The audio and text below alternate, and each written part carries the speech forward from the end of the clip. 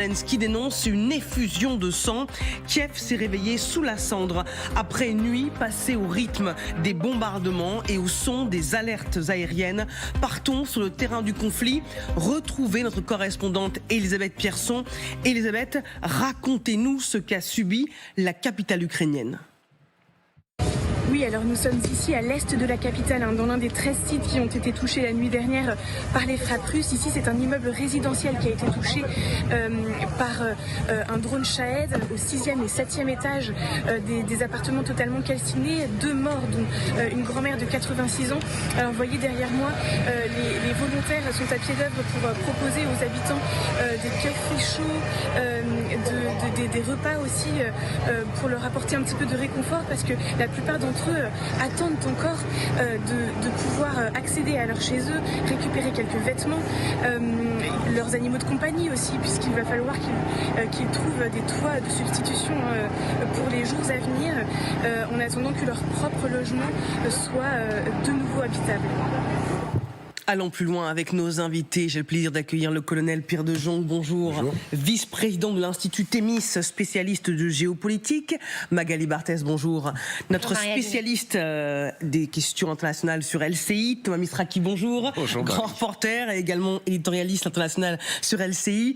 Et Valérie Nataf, bonjour. Bonjour. Pour la politique, évidemment, on parlera d'Emmanuel Macron et de ses prises de position. Lui qui considère que la menace russe est principale pour la France. La France a porté 2 missiles russes. Mais d'abord, cette question, colonel, négocier ou frapper, on a le sentiment que Poutine et Zelensky ont choisi. Alors en fait le problème c'est qu'il y a 2 hypothèses. La première hypothèse c'est qu'en fait rien ne fonctionne et en fait la guerre continue comme avant. La deuxième hypothèse qui est peut-être réaliste, c'est qu'en fait on s'attend à la fin du conflit, et dans toute fin de conflit il y a une accélération des opérations sur le terrain.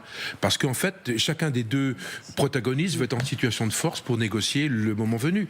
Donc ils vont chercher à avancer, ils vont chercher à déstabiliser, et voilà, donc il va y avoir une espèce probablement pendant les jours, les semaines qui viennent, une accélération des combats d'ailleurs terrestres, mais bien évidemment les combats dans la profondeur. Et c'est comme ça que je vois les choses. Maintenant, ça s'interprète différemment, bien évidemment, parce qu'il y a peut-être d'autres solutions.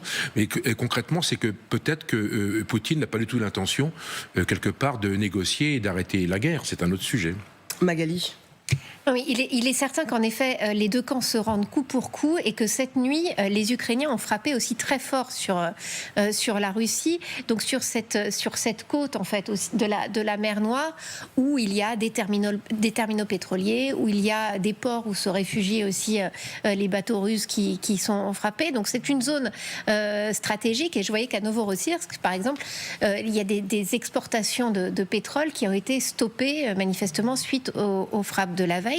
Si vous descendez un petit peu plus loin le long de la côte, vous trouvez l'un des palais de Poutine. Et cette zone-là aussi a été frappée par des drones russes. Les images que les Russes diffusent montrent quand même leur système de défense antiaérienne qui tourne à plein régime cette nuit, parce que ce sont vraiment aussi des salves de drones qui ont réussi à lancer les Ukrainiens. Il y a 3 morts, 3 civils d'après les Russes, et c'est vrai que ça répond aux frappes très meurtrières de la nuit, notamment sur Kiev, dont nous parle depuis le début de la matinée notre correspondante qui est sur place.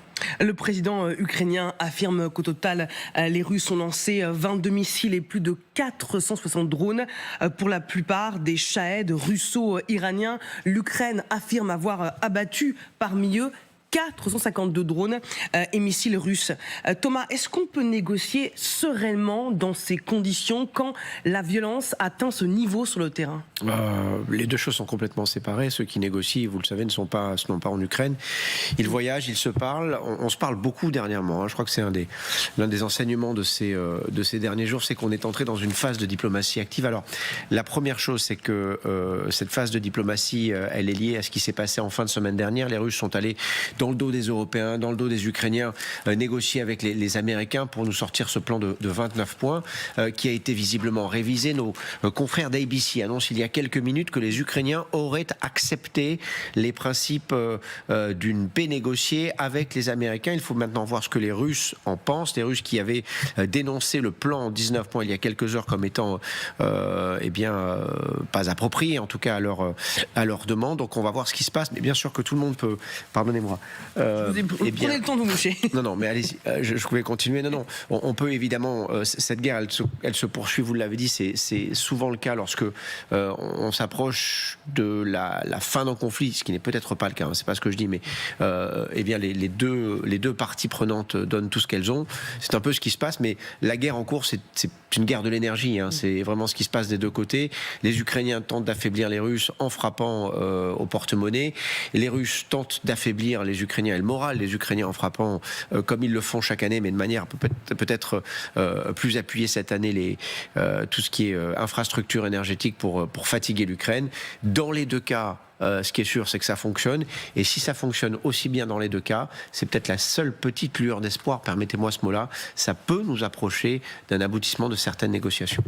Magali, peut-être qu'il y a aussi des frappes, parce que comme le disait Thomas, on est en train, à l'heure où nous parlons, de négocier entre Russes et Américains, entre Américains et Ukrainiens, et que l'enjeu, ce sera un cessez-le-feu sur la ligne de front. Donc plus on avance, plus on marque des points, plus on peut espérer gagner des territoires avant que les combats ne cessent. Et là, c'est exactement ce que disait le colonel. C'est ce qu'on voit dans les fins de conflit, où en effet, généralement, c'est un moment d'intensification, parce que sur le terrain, chacun essaye de prendre dans les dernières lignes droites le plus de territoire possible. Est-ce qu'on est vraiment dans ce moment-là? C'est vraiment très, très compliqué à dire. Ce qui est certain, c'est que les Ukrainiens, aujourd'hui, ont intérêt à montrer qu'ils ont la volonté de négocier aux grands parrains américains. Parce que c'est quand même ce théâtre-là qui se joue aussi, c'est d'arriver à démontrer à Donald Trump qu'on est le camp qui a véritablement envie de faire la paix. Puisqu'en fait, l'objectif de Trump, c'est une paix immédiate le plus vite possible pour pouvoir déclarer. L'idéal étant pour lui avant Thanksgiving, mais on sent bien que ça... D'ici 48 heures, oui, voilà. Ça va être compliqué.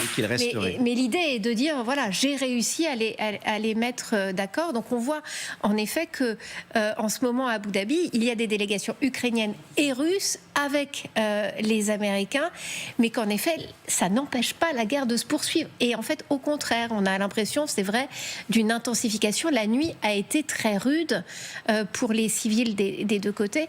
Là, on voit ces images de Kiev. Il faut avoir conscience qu'on en est quand même au 4e hiver de guerre, oui. Que les habitants, cette nuit, n'avaient plus de chauffage, plus d'électricité, qu'encore ce matin, c'était extrêmement difficile.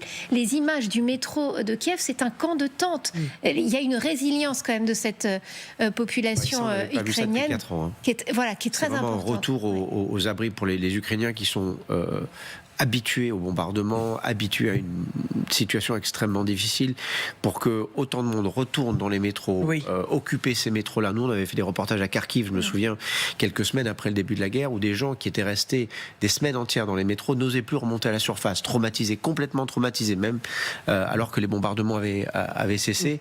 Là, c'est en train de se reproduire à Kiev. C'est pour vous dire la puissance de feu russe en ce moment sur l'Ukraine.